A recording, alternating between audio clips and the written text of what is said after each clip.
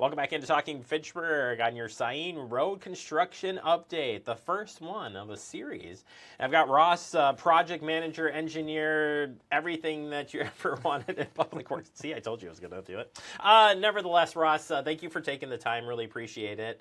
As there's 2 seasons in Wisconsin, winter and construction. Yep, it's time for all of the orange barrels to bloom right now. Whoa, look at you. You embraced it. I've been thinking like, oh man, he said that. I can't. That's like classic terrible thing to say. Nevertheless, Syene Road reconstruction phase 2 and 3 are happening this year, and we'll break that down for you and be like, what happened to 1? What already happened? So we'll get to that. But first, just to refresh people on what is the Syene Road reconstruction project as a whole, so we can kind of get familiar with where we're going to be taking this coming up this summer.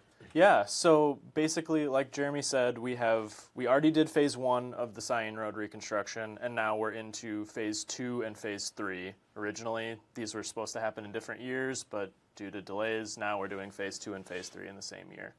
But basically, this goes from East Sherrill Parkway, a little bit north of there, all the way up through the intersection with McCoy, all along Syene.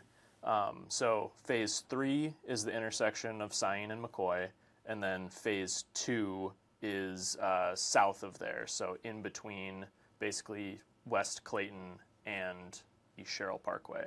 And in that section, in that phase 2 section, we're going to have a roundabout at 9 Bark, Central Park Place, and Syene. There's going to be 2 new rapid flashing beacon crossings. So that's kind of the main stuff for phase 2. And then for phase 3, that McCoy and Syene intersection is going to be completely changed.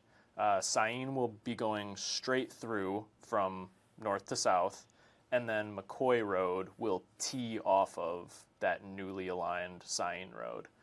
And there will be a new traffic signal there and everything, and we'll align the Dane County Parks parking lot with the intersection, and it'll be all nice and new. So. All right, so we start here with phase 3. So phase 3 is the first part of this project, and before you even get kicked off in road construction, you always start with utility work. So there's actually been the weather continues to be great. We've been getting some great springs. Some people are like, there's no spring. But we've had utility work out there. So what starts in generally when it comes to construction with the utilities? What's been going on out there? Yeah, so a lot of the work you see out there right now is companies like MG&E and AT&T, and also in this case it's Charter Spectrum, moving their utilities out of the way of our upcoming road construction. So they move their stuff out of the way so we don't hit it. They start about a month before most of our projects get their work done, and then they're out of there and we move in and do our thing. So they've already started. They started in February-ish, and then the road construction for phase 3 is going to actually start next Monday. March 24th is going to be the start date for that. So it's coming up quick. It is coming up quick. So let's talk a little bit about that intersection at McCoy in Syene. It's going to be a T intersection. I take this route, so I'm like vested in this.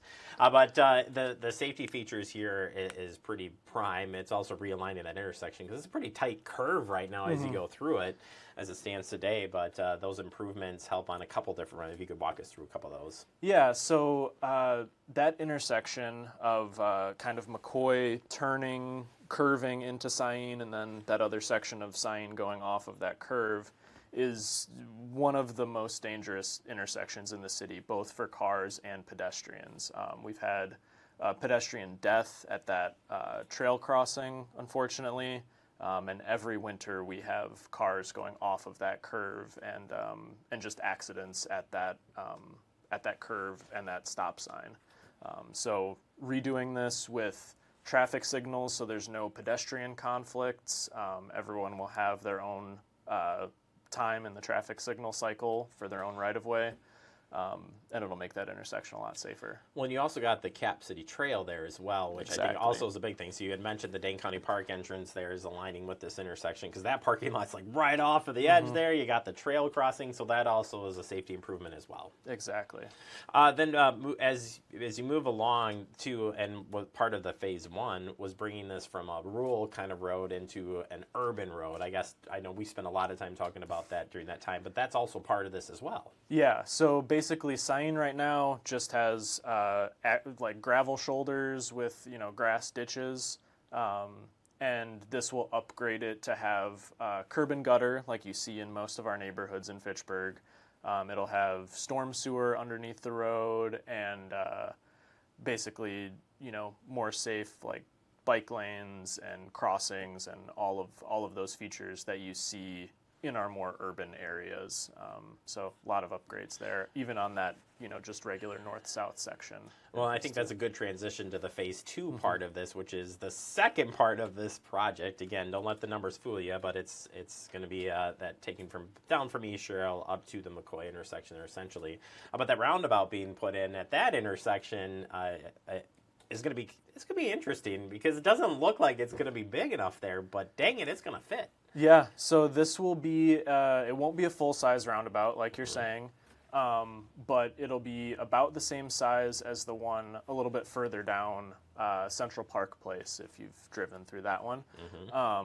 And basically, we were looking at upgrading this intersection because right now it's just a two-way stop from the side streets, and Syene obviously goes straight through. But we're going to see a lot more development on Central Park Place, so the traffic at that 9 Bark, Central Park Place, Syene intersection is just going to keep increasing. So making that intersection safer for cars coming off the side streets is really important, because right now it can be kind of dicey coming out of that stop sign. You might need to kind of gun it to feel like you're going to get up to speed on Syene sometimes. And it is a major pedestrian crossing as well. And you said you're adding 2 other crossings to this project as part of this, which was asked by residents, I think, during the open sessions that were. But that, again, bringing that rural road to a more urban setting, safety is number one here.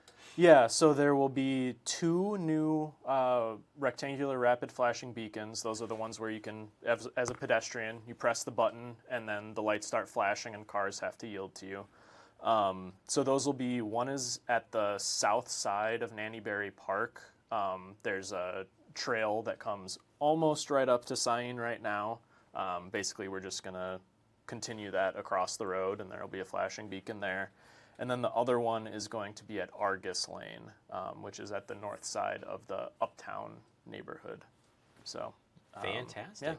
Finally, when there's road construction and closures, and these roads will be closed at various points, there is a detour set up for this. Why is it important to take the detour and not cut between all the side streets and everything else? Although this one, it kind of would be difficult to really, you kind of really got to take the detour, but there will be a detour and you should use it. Yeah. So here, like you said, there's not really any like cut throughs you can use to shortcut the detour. But basically this whole section will be closed to through traffic. So if you don't have a driveway off of this section of Syene, then you would be through traffic. And you should use a different way, whether you're going completely past the construction site, then you should use the detour, which is basically East Sherrill to either or Fish Hatchery.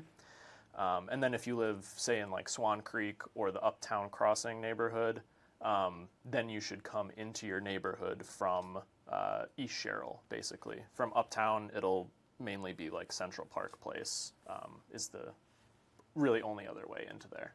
So. Yeah, we really do want you to take that. We've seen in the past where people move barrels out of the way, barricades, that sort of thing. We don't want to see that. We know the fire department's there, and there is a plan for them to be able to have access either way, so you don't have to fret on that will be in place. If people have any questions during this or want to learn more about the project, there is a project website set up for this, and you and I are going to talk a little bit more. We're going to put some pressure on you on this. kidding. Yeah. But we will continue to provide updates. But if people do want to learn more about the project, be refreshed, or again have any questions, how can they get in contact with you? Yeah, so my email is probably on the bottom of the screen right now. You know it is. And my phone number is 608-270-4266. So give me a call or an email if you have any questions. We had that blinking the whole time. Call now. Call. No, we didn't. It's up there. But yes, Ross, I really appreciate the update. And like I said, you and I are going to get together a couple of times here as we move through the different phases of construction. And, just appreciate your time. Yeah, thanks for having me.